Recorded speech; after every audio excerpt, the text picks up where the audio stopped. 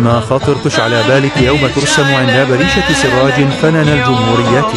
اسأل عني وعنايا ميجا فيها النوم يا مسهرني. ده انا قلبي بيسألني ايه غير احواله، ويقول لي بقى يعني ما خطرتش على باله على بال. ده انا قلبي بيسألني ايه غير احواله،